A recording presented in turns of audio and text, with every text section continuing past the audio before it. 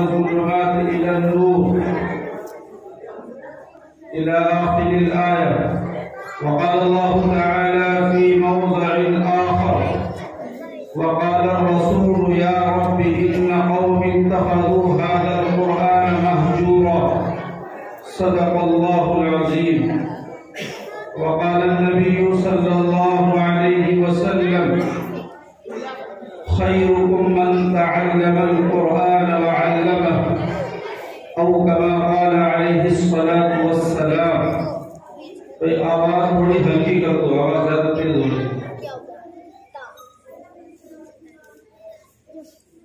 قابل عزت احترام حضرات علماء اکرام، بزرگوں، نوجوان ساتھیوں اور عزیز طلبہ، آج کی یہ مبارک مجلس جامعہ ہدایت الاسلام مدرسے کی محنت و کوششوں کے بعد وجود میں آئی۔ اس مجلس کی نسبت اللہ کے آخری کلام قرآن کریم سے ہے، اور یہ مجلس اللہ کے گھر میں ہو رہی ہے۔ چنانچہ ہر پہلو سے، ہر اعتبار سے یہ مجلس انتہائی بابرکت اور انتہائی قیمتی ہے۔ ہم کو اس مجلس میں گزارنے کے لیے جتنا موقع اور وقت میسر ہو اس کو احترام کے ساتھ گزارے، بے قدری سے بچے۔ آج یہ جامعہ ہدایت الاسلام کا ایک جلسہ ہے، اور بے پناہ قابل مبارکباد ہے جامعہ ہدایت الاسلام کے خادمین، وہاں کے اساتذہ، وہاں کے ملازمین، جن کی بے پناہ محنتوں کے بعد یہ پروگرام، یہ مجلس وجود میں آئی۔ دوستو، میں آپ کو عرض کرتا چلوں کہ مادیت پرستی کے اس زمانے میں اور قحط الرجال کے اس دور میں اور فتنوں کے ان حالات میں یہ مدارس، یہ مکاتب، یہ علماء، یہ خادمین دین، یہ حفاظ و قرہ ہمارے لیے نعمت عظمیٰ ہے۔ اگر ہم نے ان کی قدر نہ کی تو یقیناً ہم کو بہت بڑا خسارہ ہوگا، بہت بڑا نقصان ہوگا۔ اور آج صرف یہی نہیں کہ ہم ان علماء کی قدر نہیں کر رہے ہیں، ہم ان مکاتب اور مدارس کی قدر نہیں کر رہے ہیں، بلکہ ان کی تحقیر کر رہے ہیں، ان کی تذلیل کر رہے ہیں، ان کو حقارت کی نظر سے دیکھ رہے ہیں۔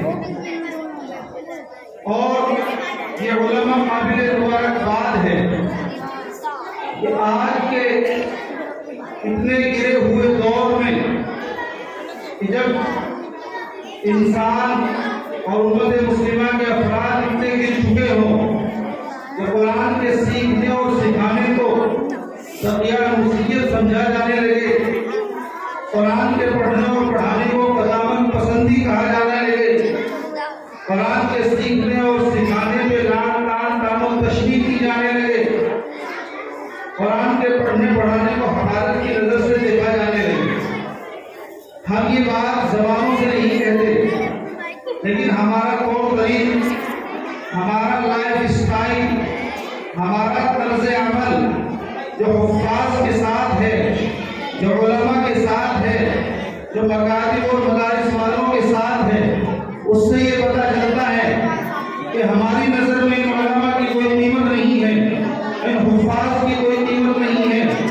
یاد رکھو، اگر یہ علماء نہیں ہوں گے، یہ حفاظ نہیں ہوں گے، یہ مکاتب اور مدارس نہیں ہوں گے، یہ دین کے خادمین نہیں ہوں گے، تو آپ کے گھر مکان بھی باقی رہ جائیں گے، آپ کے کاروبار بھی رہ جائیں گے، آپ اچھی زندگی گزار لے، لیکن آپ کی نسلوں سے دین مٹ جائے گا۔ آپ تینوں ایمان سے محروم ہو جائیں گے، آپ کلمہ لا الہ الا اللہ محمد رسول اللہ سے محروم ہو جائیں گے۔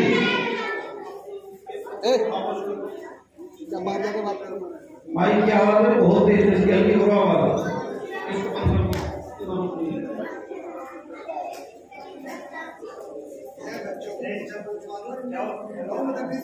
آج ہمارے سامنے ان ممالک کی مثالیں موجود ہیں جہاں پہ ہزاروں مدارس تھے، ہزاروں علماء تھے، ہزاروں مکاتب تھے، لیکن امت کے افراد نے ان کی قدر نہیں کی اور حالات خطرناک آئے۔ وہ مدارس ختم ہو گئے، وہ مساجد ختم ہو گئے، وہ خانقاہیں ختم ہو گئی، لیکن جن ملکوں میں یہ مدارس نہیں تھے، یہ مکاتب نہیں تھے، جب وہاں سے دین پہ قدم لگایا گیا تو وہاں پر دوبارہ امت مسلمہ کو سنبھلنے کا موقع نہیں ملا۔ دو ممالک کی مثال حضرات علماء اکرام ہم کو دیتے ہیں، ایک اسپین کی اور ایک روس کی۔ اسپین ملک تھا جہاں پر مدارس کی قدر نہیں کی گئی، مکاتب کی قدر نہیں کی گئی۔ جب وہاں پر مکاتب ختم ہوئے، علماء ختم ہوئے، تو دوبارہ اس ملک کے کیا حالات گزرے، تاریخ گواہ ہے، نا اس طبی حالات ہوئے۔ دوسرا ملک ہمارے سامنے روس ہے۔ روس میں 70 سال تک کمیونزم کا انقلاب رہا۔ کمیونزم کہتے ہیں ایتھیزم کو، لامذہبیت کو، تحریریت کو۔ کمیونزم کے جو ماننے والے لوگ ہیں،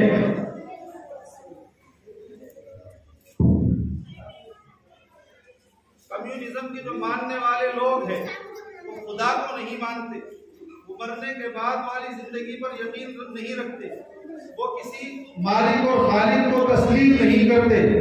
تو 70 سال تک روس کے اندر کمیونزم کا انقلاب رہا، اور وہ انقلاب کیسا تھا کہ قرآن کے پڑھنے پر، حتیٰ کہ قرآن کے اوراق رکھنے پر بھی پورے خاندان کو پھانسی کے آرڈر تھے۔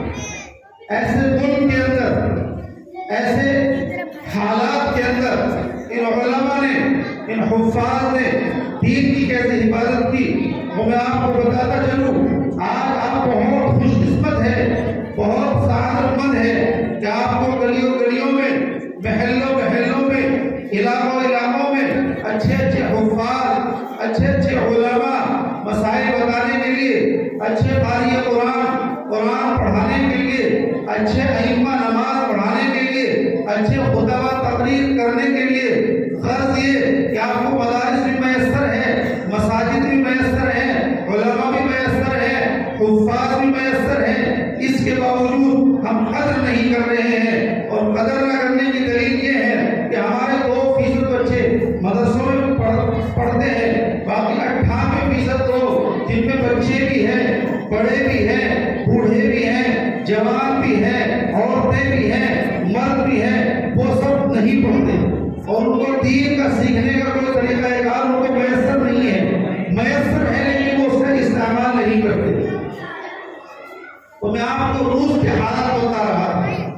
عالم اسلام کے بزرگ عالم دین، ایک عظیم صوفی، ایک اللہ کے ولی حضرت مولانا پیر ذوالفقار احمد صاحب نقشبندی نے اپنے خطبات میں لکھا ہے کہ ہمارے ایک ساتھی نے تعلیم کی غرض سے روس میں ماسکو کا سفر کیا، اور ماسکو کے اس سفر پہ جب جمعے کا دن آیا تو ان کو طلب ہوئی کہ آج نماز جمعہ ادا کی جائے۔ چنانچہ انہوں نے معلوم کیا کہ یہاں پر مسجد کہاں ہے، تو ان کو بتایا گیا کہ یہاں پر اکثر مساجد میں، مکاتب میں، مدارس میں تالے ڈال دیے گئے۔ ایک تو مسجد کھلی ہوئی ہے ٹورسٹ مسجد کے لیے، ایک تو مسجد ایسی ہے جو کبھی کبھار کھلتی ہے، مسلمان ان میں چلے جاتے ہیں، صاف صفائی کر کے آ جاتے ہیں۔ چنانچہ وہ ایک زندہ دل اور صاحب ایمان مسلمان تھے، انہوں نے کہا کہ کوئی مجھ کو مسجد کا فقط پتہ ہی بتا دے، میں مسجد پہنچ جاؤں گا۔ چنانچہ وہ تلاش و جستجو کے بعد ایک مسجد میں جاتے ہیں، اور اس مسجد میں جانے کے بعد معلوم ہوتا ہے کہ محلے میں کسی مسلمان کے پاس اس مسجد کی چابی ہے۔ چنانچہ وہ مسجد کی چابی حاصل کرتے ہیں اور مسجد میں اندر جاتے ہیں۔